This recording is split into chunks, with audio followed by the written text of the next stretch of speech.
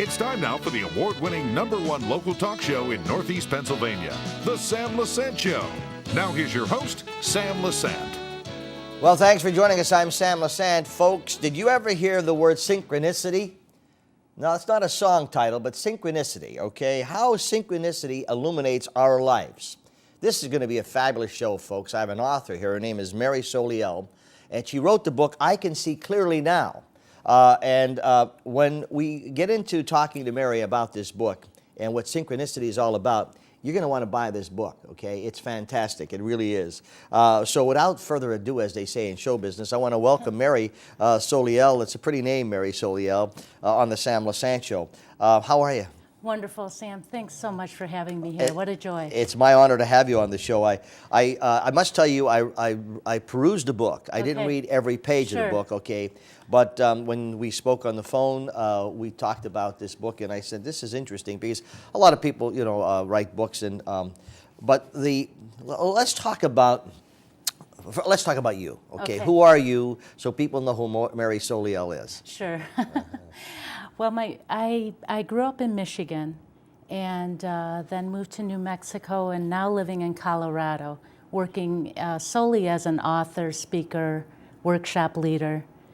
And my mission is to really two-prong. One is, my mission is to spread the awareness of synchronicity, as well as to help us through the shifts that we're going through. You know, we're going through a massive transition now in this world, and we need to become aware of what's going on from a higher perspective. Going back in your life, okay, Sure. Give me a little background on your life so people would understand why you began to get into, writing the book, and because all these experiences in here are true stories, okay? Exactly. Tell me about you and your Sure. I believe that I was waiting my whole life for my spiritual awakening, which occurred in 1994, because I felt like something was missing in my life, until my mid-30s. And Did you go to college? I went to college, What was your studied major? psychology. Okay. And I never really followed what I felt was my purpose. They were all stepping stones. I even studied hypnotherapy and practiced hypnotherapy. Everything I feel has been a stepping stone to where I am now, which is to spread the messages that I'm learning from.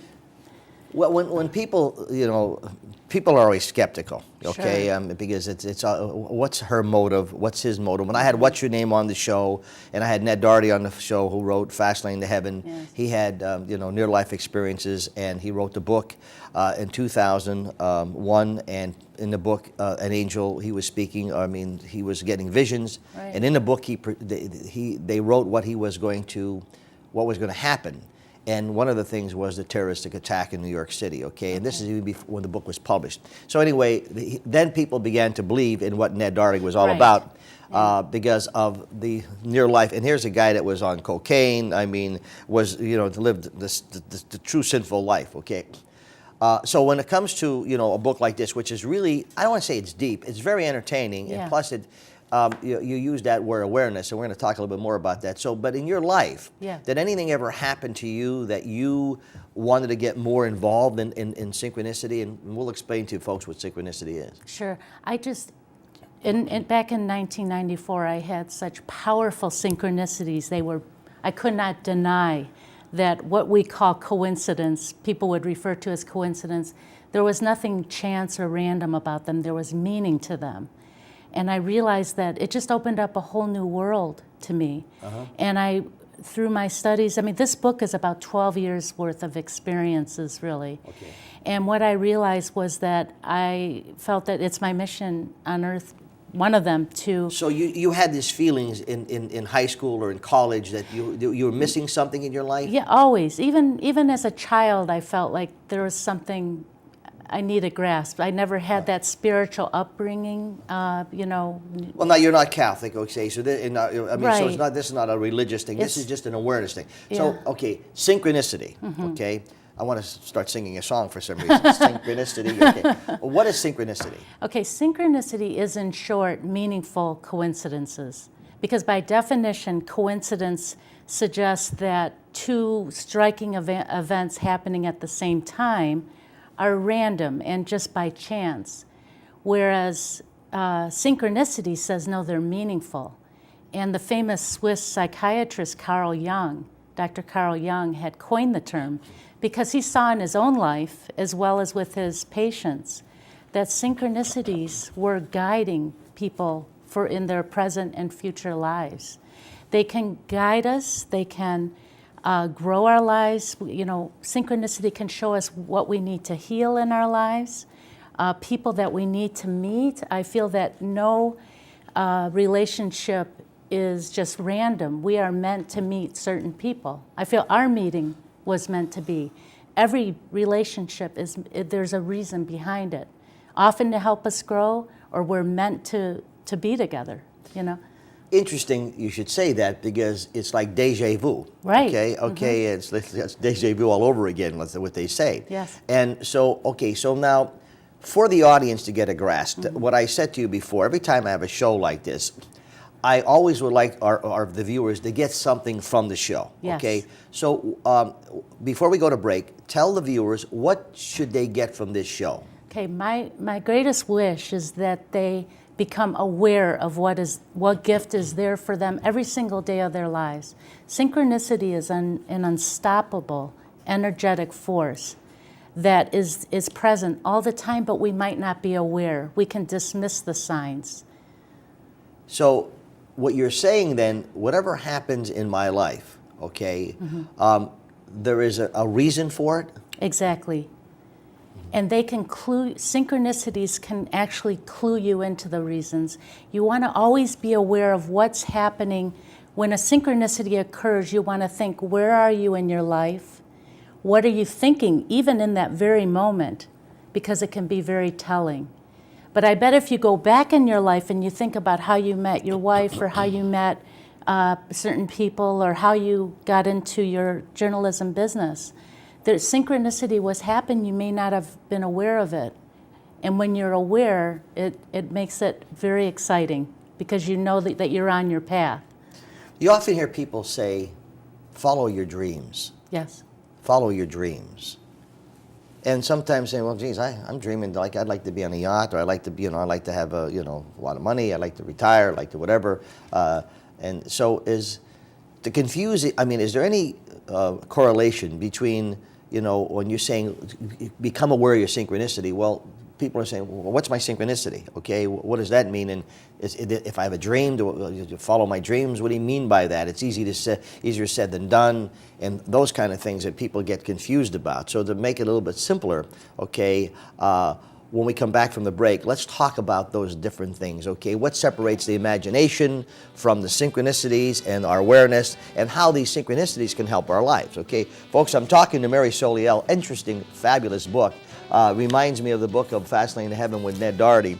Mary Soliel, if you want the book, you can go to her website, marysoliel.com or amazon.com. Ask for the book, I Can See Clearly Now. Be back right after this.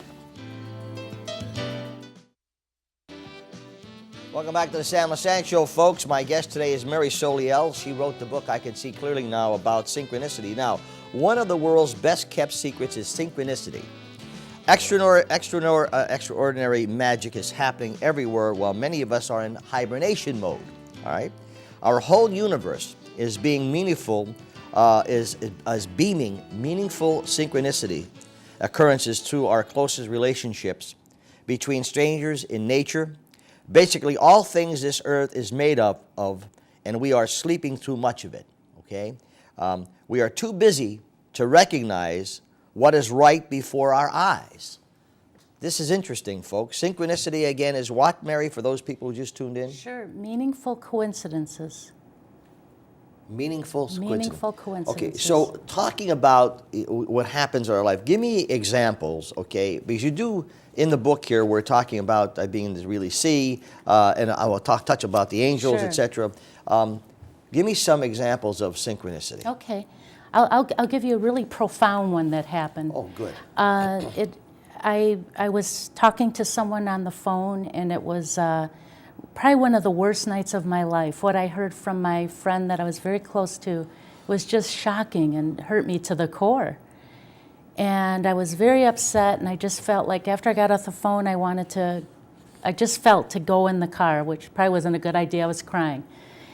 But what happened was there was a definite reason for that, because I was driving around in the sub, and at the moment, a song came on the radio called From the Heart of the Matter by Don Henley, and the words were, he was singing, it's about forgiveness, even if you don't love me anymore. At that very moment, it's about forgiveness. A German Shepherd went right in front of my car. This was at night, and slammed on the brakes. The dog was fine. But see, again, what is going on? I'm upset, I'm hurt, right? Angry.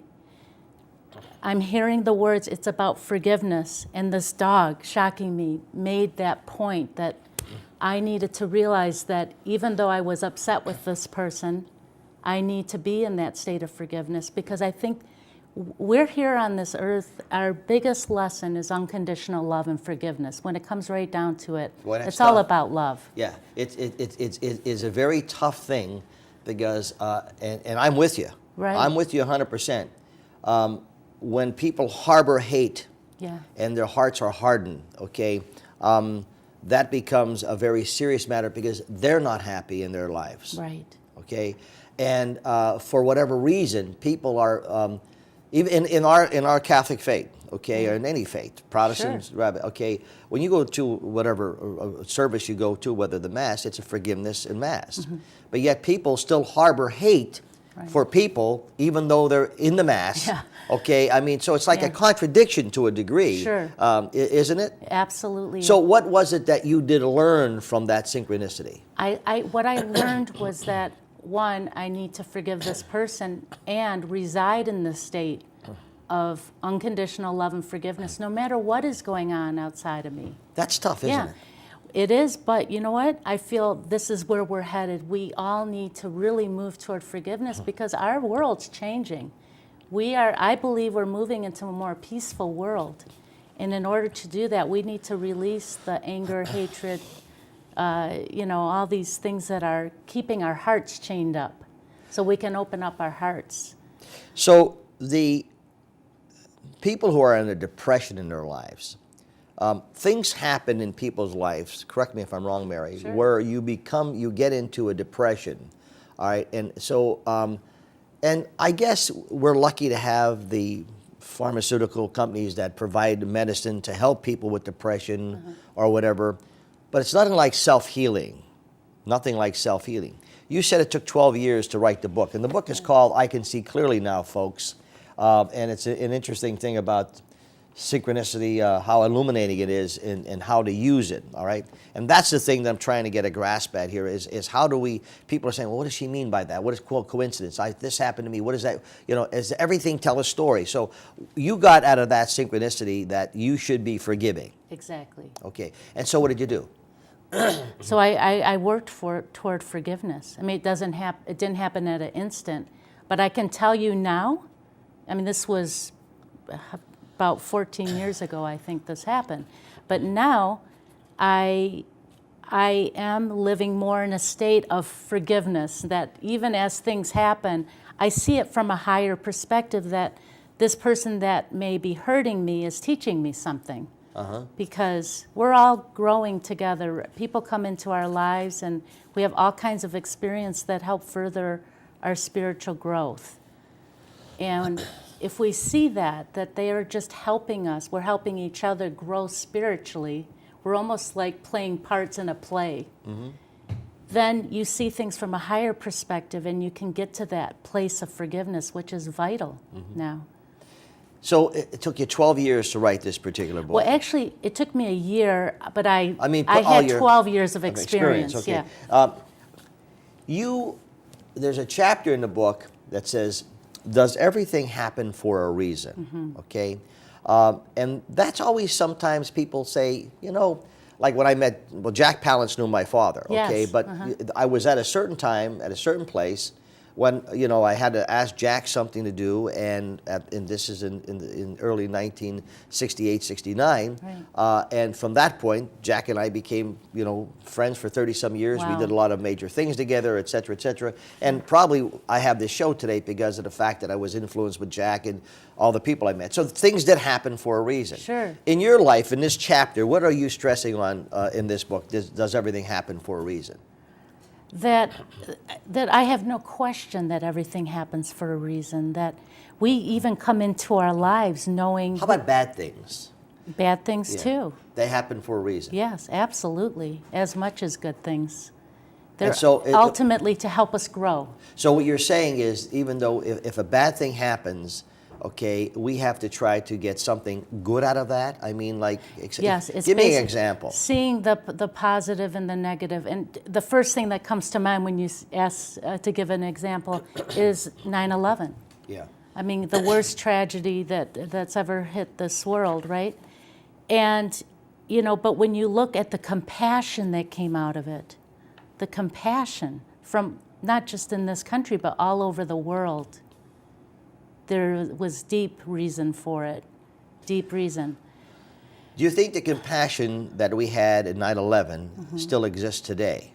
Oh, absolutely. Yeah. You don't think It that affects you don't us. think the compassion after, because when that happened, okay, whether you were Catholic, Protestant, or whatever, you were praying and you were going to church and you were doing a lot of things at the time, and then after a while it just sort of like, well, I don't really have to go to church, I don't have to go to my services. I see what you're I mean, saying. I don't really, because Sure. until you get a slap in the face again and say, Yeah. oh, wait a minute, Like let me. the tsunami or something. Exactly. Yeah. Folks, I'm Right. talking to Mary Soliel. Interesting book. I can see clearly now. I could probably have a 4-hour show with her about this book. You got to read it. It's everything happens for a reason. But synchronicity, and you think about this. Boy, I wonder why that happened in my life.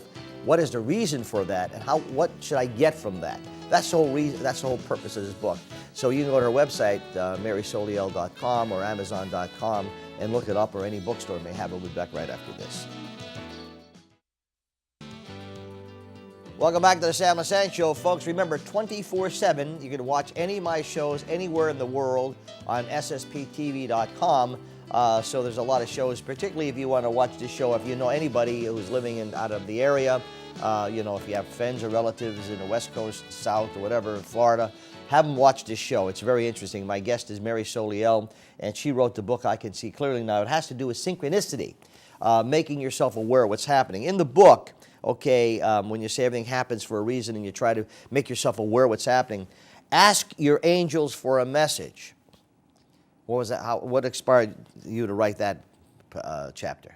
Because our angels are with us. We each have a guardian angel 24/7 with us all the time, and we can ask for angels to come into our lives. They want to help us. Now, you're not Catholic, right? I'm not Catholic. And so, because a lot of people do not believe that. Sure. People believe that they do not have guardian angels. Well, I can just tell you from many experiences, some that I share in the book and in my Share one of second these book. experiences. Well, Archangel Michael came into my life, and I'm channeling him. I'm receiving messages from him.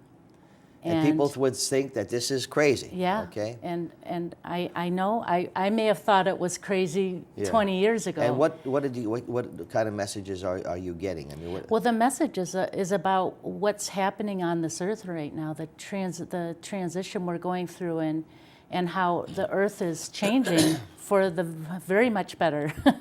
We're moving into a heavenly earth where we're going to move toward love and peace, even though it doesn't seem that way. Even though it seems like things are crumbling, and the economy and all the this is natural very refreshing disasters. to hear. This is the first time I've heard an author, someone telling me, other than what the abortion issue today and what the country is doing, and I guess we're seeing that because more and more people are now understanding that abortion isn't the thing to go. We're seeing more of a majority of people saying, well, no, that's not the way it is, because you are actually killing people, and that's questionable too. Okay, Sure. it's always have the people who are the other side, without becoming political here. But the point Sure. is, that seems to be the biggest concern, where God's saying enough's enough here. Yeah. You're killing all these kids, Yeah. okay, and people thinking nothing of it. What's your reaction to that?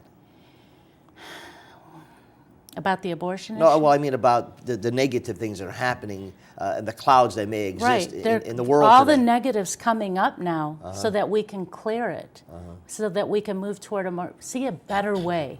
It's really about learning a new way of being, and greed and corruption and all these things are falling. Okay. They're not going to exist. And that's this is exactly, you know, what you're trying to say is there.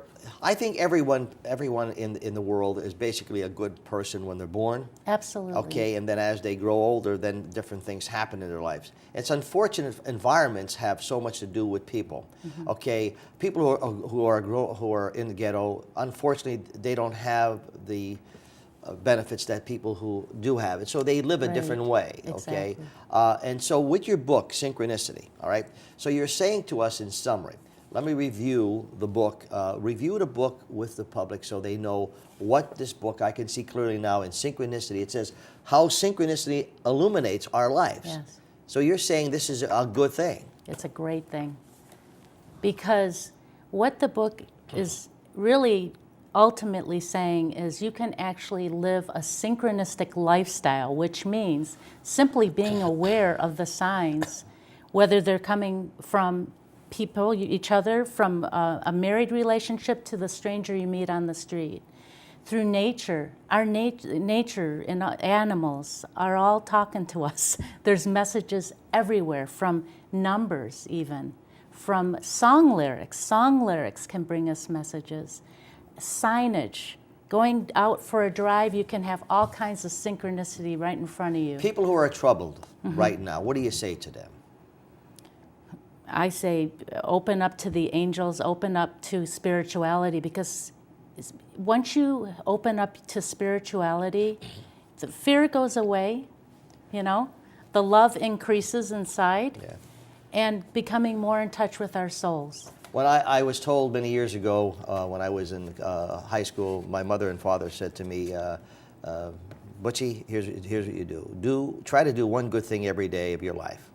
Or say something good, do one good thing every day of your life, and boy, at the end of the year you did 350 some, you know, good things, and you add them up, okay? Whether it's complimentary, whether it's saying something nice, whether it's something, and we all fall prey sometimes where you get upset, especially when in this business, you know, when you don't want to get hit in the office.